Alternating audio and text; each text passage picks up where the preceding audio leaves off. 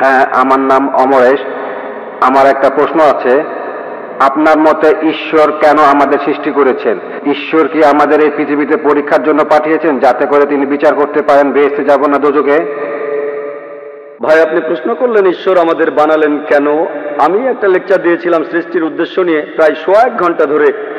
ঈশ্বর আমাদের তৈরি করেছেন, তার একটা কারণ হলো পরীক্ষা, পরকালের জন্য। পরকালের জন্য পবিত্র কোরআনে সূরা মুলকে 2 নম্বর আয়াতে উল্লেখ করা আছে, আল্লাযী খালাকাল মাউতা ওয়াল হায়াতা, তিনি সৃষ্টি করেছেন মৃত্যু আর জীবন তোমাদের পরীক্ষার জন্য, তোমাদের মধ্যে কে উত্তম। আর এছাড়াও তার এই সৃষ্টির বিশেষত্ব হলো তিনি মানুষ তৈরি করেছেন যার নিজের ইচ্ছা আছে। আমরা মহান ঈশ্বরকে মানতে পারি অথবা অবাধ্যও হতে পারি, আমাদের নিজস্ব কিছু ইচ্ছা আছে। আর আমরা এই পৃথিবীতে আসার আগে সৃষ্টিকর্তা প্রশ্ন করেছিলেন, তোমাদের মধ্যে কে মানুষ হয়ে জন্মাতে চাও? আর আমরা মানুষ হয়ে জন্মাতে চেয়েছিলাম। আপনি আর আমি পৃথিবীতে জন্মানোর আগে আমরাই মানুষ হতে চেয়েছিলাম।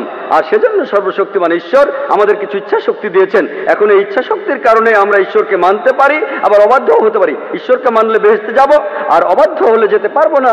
তাহলে এই জীবনটা পরকালের জন্য পরীক্ষা।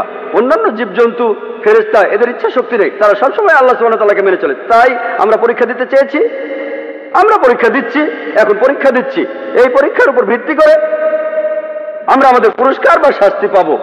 পবিত্র কোরআনে সূরা জারিয়াতে 56 নম্বর আয়াতে উল্লেখ আছে, আল্লাহ বলছেন, ওমা খালাকতুল জিন্না ওয়াল ইনসা ইল্লা লিয়াবুদুন, আমি সৃষ্টি করেছি জিন ও মানুষকে শুধু আমার ইবাদত করার জন্য। তাহলে আমাদের সৃষ্টি করার একটা কারণ হলো উপাসনা, আর পরকালের জন্য পরীক্ষা। আমরা ইবাদত না করলেও আল্লাহ সুবহানাহু ওয়া তাআলার কিছু যাবে আসবে না।